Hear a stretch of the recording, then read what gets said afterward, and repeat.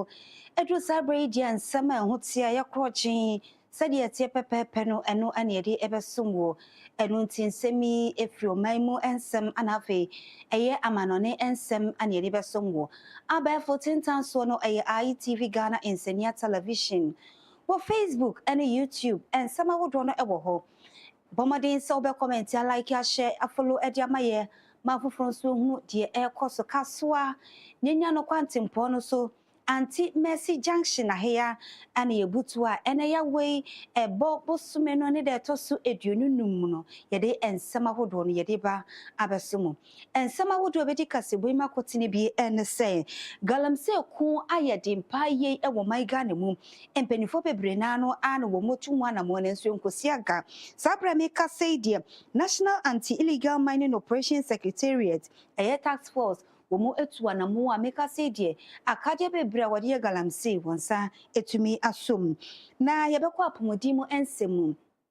Food and Drug Authority FDA womo edi efutuo amagana fo chimo se wo hwe eneme binuma yede koye ni pedwum bi nso yede srasra ye honam a ehun sunsanso no ha dwene pa enti se futuo no yede mu chiremu ebeba ababesom na yebekọ University of Cape Coast ababeto dwa se ochechwe ni bi sabria meka se de wasaman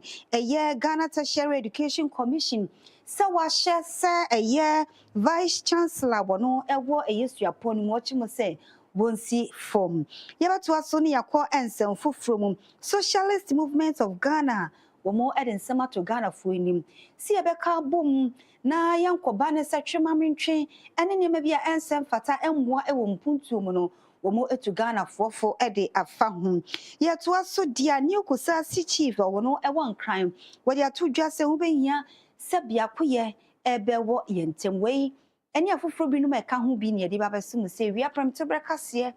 ewo ITV so ewie mi amaje penie mede nsema wodo babasum edin a wobo a mejeso eye ajewa pinamai yeda ye ho tia aba yeba yede Kasie boni mu nchemu nyina ebeba babasum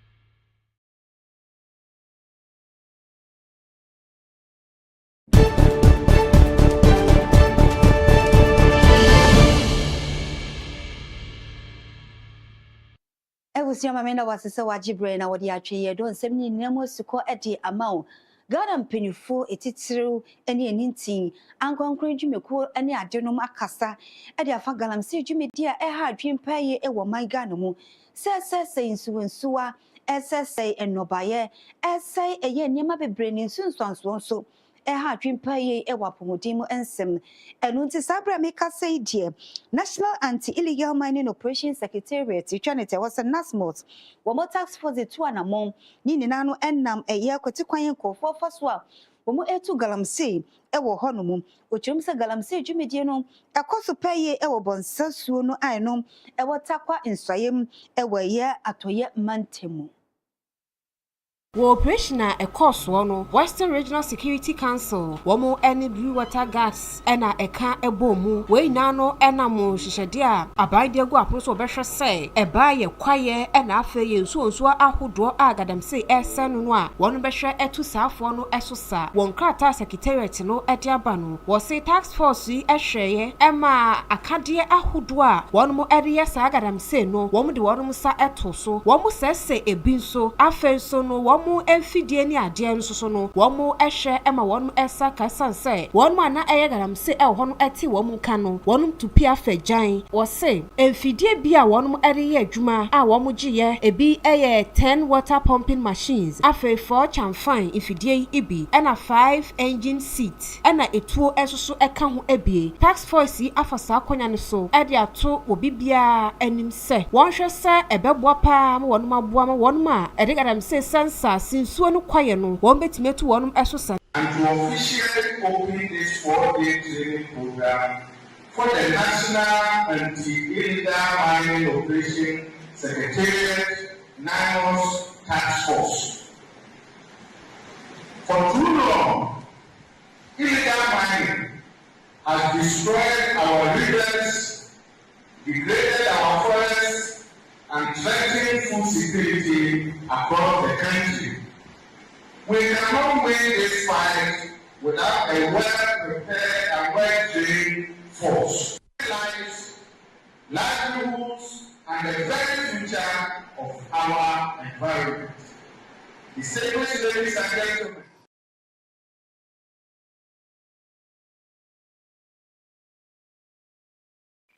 and some no so ede ama wodi ani yeko eye apomuden asroye emu said e beya na nkoba ne se nieme bia ye bedi akoye ni pedue mu ananso se ye honam mu na ehun sunsuanso ne be ha adwinti empenifo ede efutu akọ ede amaga na adehye na wo kyeremo sesesie no wo hwe se ne niema se bi ekọ ebi eti se eye hyile ya eya ne yedie ya ene de de bo nkoda yo de eya ne yedie apemfo titire eya no mo panidie pa eno nsunsuanso ekọ ni pedue mu kyeremo se ha adwini pa eye ene eno nko wo kyeremo se turmeric nso eya de bia ha adwini ene niema bi ekeka ho Tom Brown nso wo kyeremo se product ni bi wo no ma binum eye no kwan foforo so a no nso hu nsunsuanso no ewo ni pedue ni mu no ha adwini wo ensem trafo nhyiemu ase no na Deputy Chief Executive Officer wono da Food and Drug Authority anom Roderick Kwabena de eji wabra wo kyerkyere nsemu no sei ana wo de tuja FDA esa enema bi ba ko mienu bi aye ho no ye nya suspicions enu nti na ye kan say okay dey ye mpe ade a nipa pi edi na nipa pi eyusu enti abade ba ko e ba etu ye ho say it is cosmetics ye dey omo friend cool nti enu say na ma no aya no mo de yo mani ase ena yishire the ayilo omskanu kramu ayilo no so ya de I say ma pimfo tobo was out to me say I saw mo kondo into omkoso a edi sa de no ena yes I the enkwala sudi Winnipeg so akwala de I see nufunsuo na so through 6 months ekoda tobo was say awofo no eto sa the obo friend Tom Brown no that say for no ebobo yeah, friends said, yeah, friend turmeric. They said, yeah, I saw be so meson. Until per se be mammy wait this water. Into turmeric, I say a GD. Yes, sir. Yes, sir. Galam say phone, yes, sir. Ya niamano ya di bebre kwa monomi cotton. A bedroom time be a dear free Ghana. Call side weather, ya very jetty. Am I? Into yes, sir. Omo yes anyama no omo hwe dwaso fo no so ye de omo kasa niama no de o si to no ye penisa emfa hwe mfram emfa hwe nya ne bibia na no me hu film bi free China apple ye painting no red you'll be shocked ebe me say ye ti ye say sa niama wo mu no enche nti yenso ye committee a ye bebuabua ye ho ano na yenso ye de ya adunche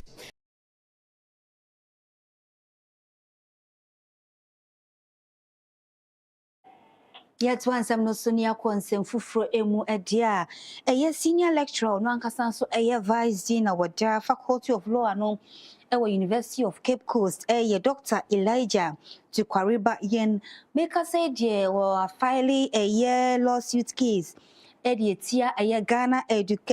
Tertiary Education Commission etwaniti awase GTech ni nenano enam se wahye se ehubehia se vice chancellor wono era UCC anom Professor Johnson eye buampon ehubehia se obesi form ananso se odi ni dibre no ebeto form enam soma ochechiri ni a wono eye senior lecturer woye vice dean woda suapon anom asamai no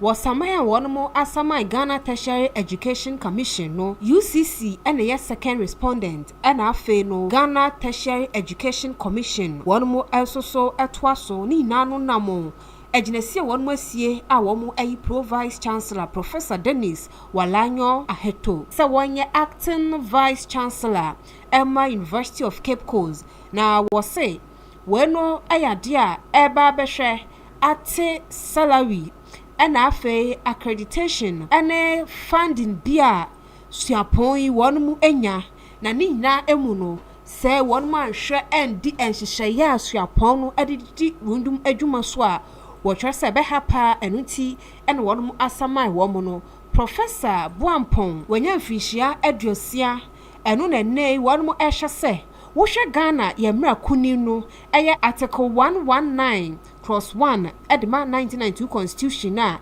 etwa sɛ wɔkɔkɔgye na home na commission yi ɛsɛ vice chancellor no ne deɛ ɛne sɛ ɛba public office a ɛhyɛ ɛyɛ University of Cape Coast ase ma 1992 PNDCL 278 no ɛso a etwa sɛ wɔkɔ retirement ɛno nti ɛne wɔn hyɛ sɛ ɛsɛ sɛ wɔkɔ a wɔn nso yɛ n'adwene sɛ nyade a wɔbɛkɔ esan sɛ contract a wɔne mpanfoɔ ɛsan no ɛne brand so sɛ wɔbɛkɔ fie na governing council Edinburgh University of Cape Coast UCC no wɔn hwɛyɛ ɛma appointment yi wɔn atwentwɛn so a na wɔn atwɛn sɛ vice chancellor no wɔn ebenya na afei wɔn ahwɛ abua ahwɛ di yie ɛde ato yie na we no asam no kopie mu ɛwɔ Cape Coast High Court a na wɔn ɛhwɛ na wɔn di yie ato yie nanso no Dr. Yin wɔn ɛyɛ private citizen a wɔgyina so asisi dua sɛ Ghana Tertiary Education Commission wɔn decision wɔn take no wɔn akɔti mmara no ɛna wɔn ankasa ayɛ deɛ wɔn ɛpɛ wɔn nkrataa no emu no wɔse governing council enkoa ɛna wɔtumi sɛ wɔyi vice chancellor efiri hɔ ɛde foforo esi na namu na sɛ kɔba sɛ saa commission yi momu no ebetu saa na mɔno a na wɔn ahwɛ ɛtiatia ɛyɛ public power no ɛsoɔ na lecturer yi wɔsan so kyerɛ mu sɛ Ghana Tertiary Education Commission wɔn asan so abu ɛyɛ principles ɛdema natural justice no ɛso a ɛnɛ wɔn deny Professor Buampong sɛ wɔn betie n'anum asɛm deɛ nti a wɔsi kyinkyin atwan ne bra so nanso wɔn kɔfie no sane deɛ wɔ mu anasɛ nim na mmom wɔn anya ne saa na wɔn asi saa gyinaeɛ no na ɛkamea yɛ sɛ High Court hyɛ wɔde to wɔn ɛsoɔ no ɛno nso no wɔn abu so ɛna mmom no wɔn ayɛ deɛ wɔn pɛ wɔsi saa deɛ wɔn ayɛ esunsuanso wɔ akyire paa a dan kwama bi ne ɛbɛha afei nso no mmra no ɛna wɔn akasa de wɔn de ahye wɔn nsam ayɛ deɛ wɔn ɛpɛ a statutory services yɛ sɛ ɛkɔ no as wɔn atwe no asensan a ɛni sɛ ɛba ne saa ɛno nti no wɔasi wɔn sɛ mmra no akasa ɛnyɛ adwuma.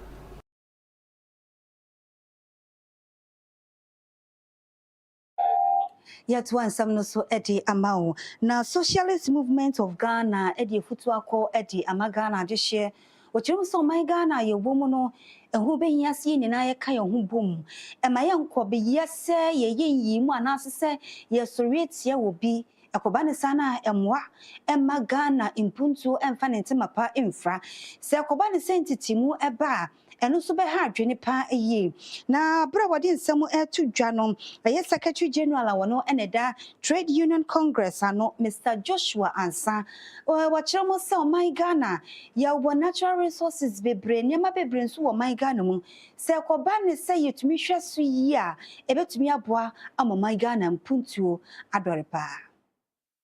Time has come for all of us to rise up against colonialism, against anything that deprives us of our development, that deprives us of our dignity. Today, people are sending themselves to be slaves. So it means slavery is still going on, but we don't see how it's going. If all the things we have in Africa, if our governments utilize them very well,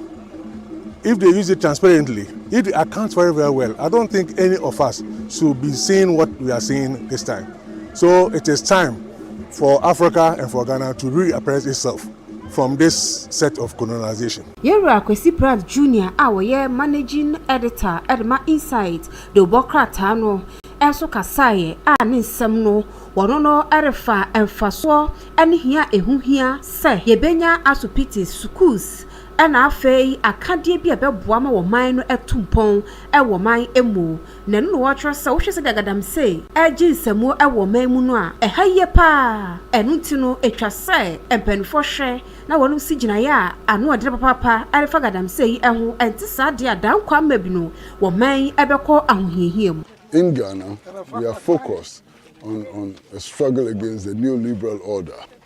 which has limited our people's access to social services like education, like health, and all of that.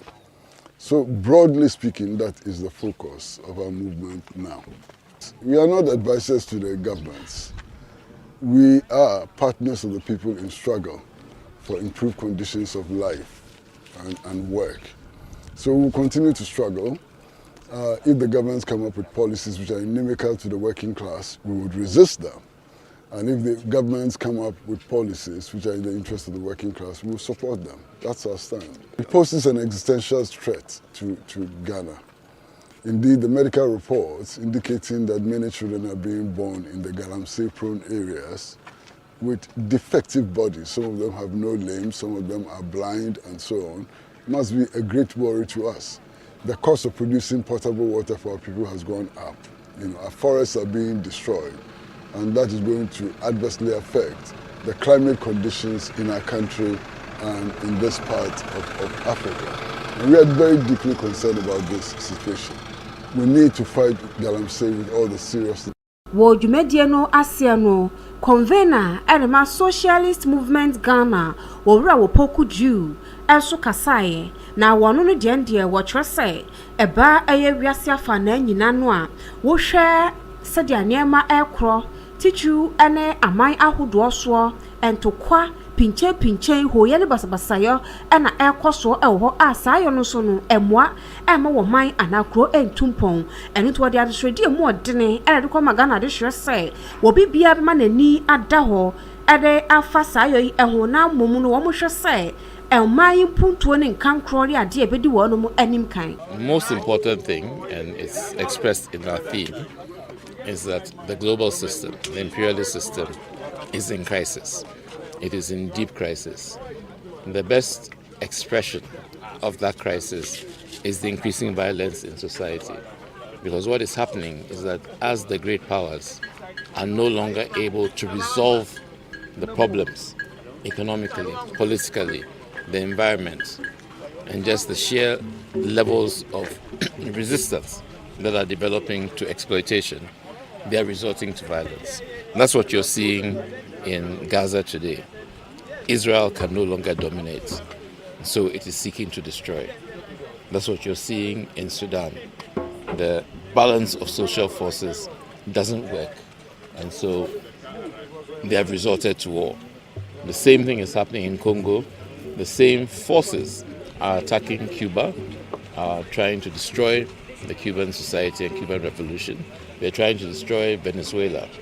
All of these are countries that have sought to assert their rights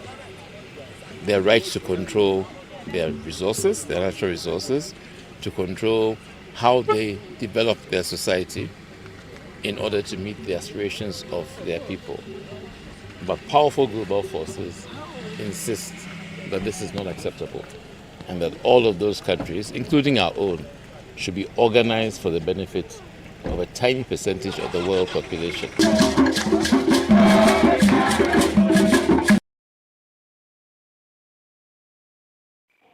Yako incremante mo na eye adishia womo eye kusasi fo mo ewo incrin impotemu meka say de womo apaw eye ohene foforo kra eye na ba Faisal Lebru Mahama sisi wono ene eye kusasi hene ewo incrin na wo dwumedie no ase no ena eye eburimensa a wono eye secretary the Council of Greater Accra Kusasi Chiefs wadi atudwa chemu se ansa no womo ebesi ohene foforo no womo epaw eye abedweku na wohwe nso nipa nan ena no womo epresa di bre no na so womo wie bibie mu na chese ye Faisal ana womo age no atuma adehye nso epe no eno na nam so wode etu eye adehye wo Kusasi mpotemu se eho behia se womo betai eye na ba Faisal echi se de beya enima pa ewo ni mu ne betumi epie. What we are witnessing is the enskinment of the new Kusasi chief of Kusasis in Accra here. His name is Nab Faisal Abugri Mama. And the importance that after the passing of our previous chief, Alhaji Hamidu Mama Bugri. A committee was set up to search for the next chief of the Kusasi community. And there were 4 contestants who popped up. And at the end of the day, Faisal was selected as the one who had made significant scores in the vetting. And today we scheduled the enskinment of him as our chief. And this is to bring unity among the Kusasi community in Accra here, and also for the greater good of the Kusasis all over the country. Now, what we are hoping is, we are calling for the support of the entire Kusasi community to rally behind him. The one we selected is Faisal Abugri, and we've enskined him today. Naba Feza Mahama wo himfofra wonu mapaw say wonjina Kusasi fo wonu ewo enkwamantamu anemu na wonu mo adnisi akonwa so awieye no wode adesrede pa ana de ko ama eye ni nuanum Kusasi fo say. A small advice to all my fellow Kusasis in Greater Accra is to foster unity among each other, because a house divided will fall. Together, when we are united, we can work together for the progress of Kusag. That is my little advice that I have for all of us. I would also like to advise our young ones, the youth, the young men, the young women, to have respect for the elders. Just as the elders also have respect for the young ones. Let us come together in unity. Without respect, you cannot be united.